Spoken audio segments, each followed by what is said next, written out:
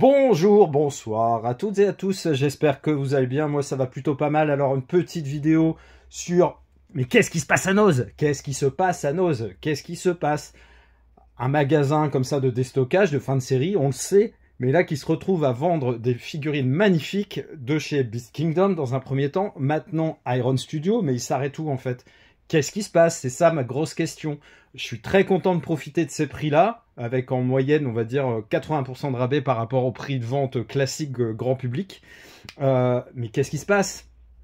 Beast Kingdom dans un premier temps, où il y avait la licence Pirates des Caraïbes, il y avait les Batman, il y avait Space Jam, des choses comme ça.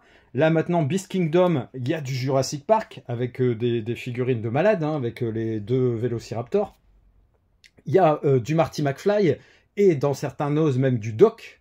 Donc de très belles figurines. Il y a tout ce qui est relatif à Suicide Squad, hein, le deuxième, donc avec des Bloodsport, des King Shark, etc. Et il y a même du Seigneur des Anneaux avec Boromir. Donc Beast Kingdom, Iron Studio, soldé à des prix de malade à Noz. Mais qu'est-ce qui se passe? Alors j'ai plusieurs idées. Hein. Je me dis que par rapport au fait que le support physique est moins tentant pour beaucoup de gens, que de moins en moins de gens ont des collections de films physiques, forcément, pour décorer sa collection, on utilisait des figurines. Si maintenant les gens ne font plus de physique et ne font confiance qu'à Netflix, Paramount, Disney+, Canal, Amazon Prime, eh ben, effectivement, s'il n'y a plus rien sur les étagères, tu vas mettre une figurine de Marty McFly sur ta table de salon? Non, ça n'a aucun sens. Donc je me dis que ça a peut-être une conséquence. Peut-être que, en fait, ces figurines-là sont moins vendues qu'avant et que donc ils déstockent, ils vendent ce qui leur reste parce que ça vaut moins, en fait. Hein, tout simplement parce que c'est l'offre et la demande, hein, c'est toujours pareil. Donc je me pose de réelles questions. Pour l'instant, moi, ça fait mon bonheur, mais je me dis qu'est-ce qu'il y a derrière tout ça, en fait? Alors, il y a aussi un phénomène forcément qui est relatif à ces histoires de figurines, c'est la spéculation. Allez sur Vinted et Le Bon Coin et tapez Marty McFly Iron Studio, tapez Boromir Iron Studio, tapez tout ce qui est Beast Kingdom, le Joker de Beast Kingdom, King Shark, etc. Et vous allez voir des prix monumentaux. Parce que le truc, c'est qu'on, moi, forcément, vu que j'ai eu la chance d'avoir à peu près, toutes les figurines que j'espérais dans mon os, je connais les prix. Et je me dis, mais putain, c'est vraiment des enculés, en fait. Les mecs, à la limite, ils achètent la figurine, ça leur plaît pas, ils la vendent, ils savent que ça vaut un peu plus cher et ils prennent une petite marge, mais vraiment light. Je veux dire, le but, c'est pas de spéculer. Mais là, c'est ça, c'est la spéculation, c'est devenu la norme, en fait. Les mecs, ils achètent 4-5 figurines de Marty McFly.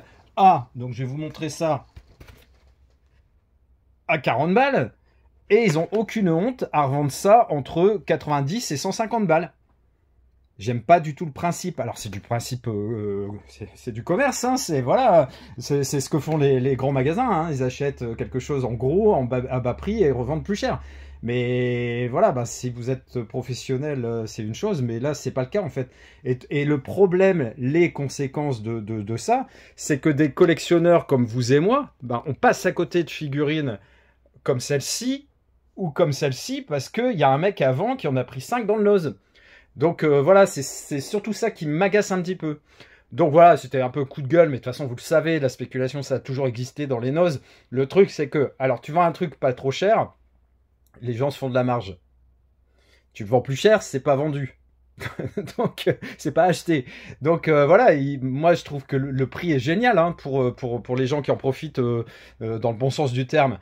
Mais pour les autres, c'est moche quoi, parce que quand tu sais que ça se vend 40 € à Noz et on essaie de te le fourguer à 120 ou 150 balles sur Vinted, tu te dis mais putain c'est vraiment des enculux. Hein, qu'est-ce que vous en pensez? Alors, je vais vous montrer les figurines. Je les ai disposées pour l'instant de façon... c'est très... comment dire? Ça va pas rester comme ça, pas forcément en tout cas. Mais voilà, j'ai acheté... Toutes les figurines que j'ai achetées ont un sens dans ma collection. Hein. Moi, je fais aucune spéculation et puis je n'achète pas n'importe quoi. Mais quand je vois une figurine comme ça à 30 €, hein, des figurines qui valent entre 150 et 200 balles, hein, c'est pareil pour King Shark. Lord of Rings, on n'en parle même pas pour Boromir. Et sur celle-ci, hein, qui vaut entre 180 et 220 €. Et là, elle est vendue, donc je vous l'ai montré tout à l'heure, 40 €. Enfin, c'est un truc de malade. Moi, j'espère qu'ils vont continuer comme ça, hein. Et surtout que je vais arriver dans mon os à choper celle qui m'intéresse. Mais franchement, voilà, pour les spéculateurs, c'est du grand n'importe quoi. On n'a jamais vu autant de figurines Iron Studio sur Vinted. Et surtout, comme je vous l'ai dit, ce qui est dérangeant, c'est que des gens comme vous et moi, qui sommes de vrais passionnés, vous allez dans votre noce, vous allez rien trouver parce qu'il y a un glandu qui en a pris 5 avant vous.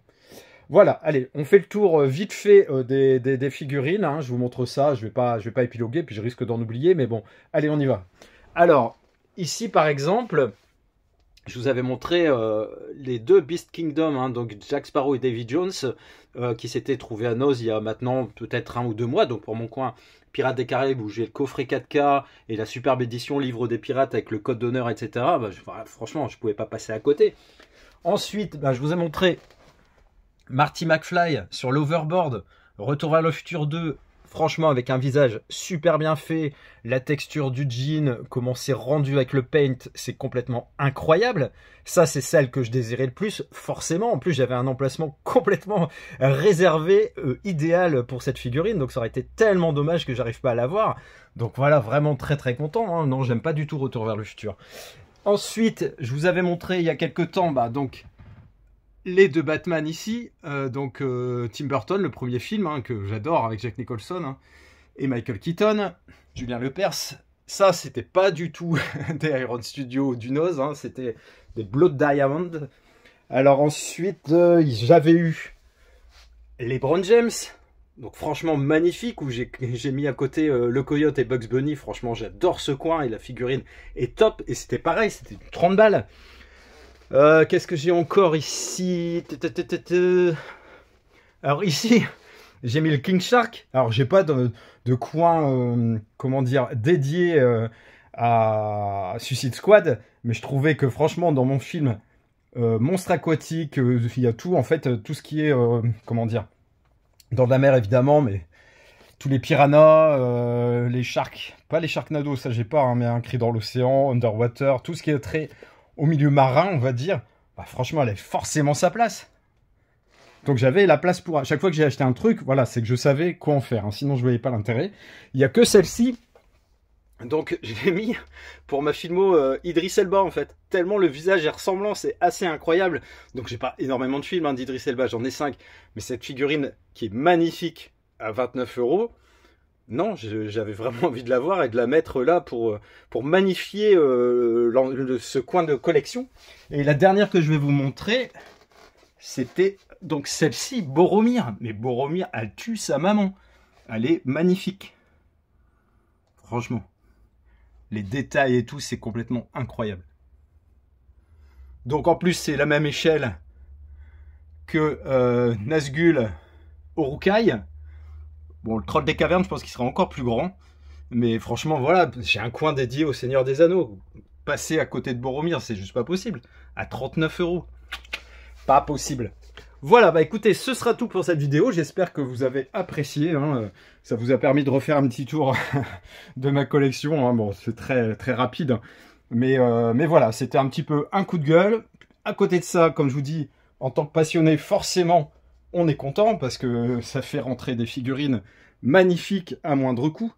Donc ça, forcément, je vais pas râler là-dessus, mais c'est tout ce qu'il y a derrière, la spéculation et pourquoi cette baisse de prix en fait. Pourquoi c'est si accessible? Je me pose la question. N'hésitez pas à commenter, à liker, à vous abonner et on échange dans les commentaires. Ciao!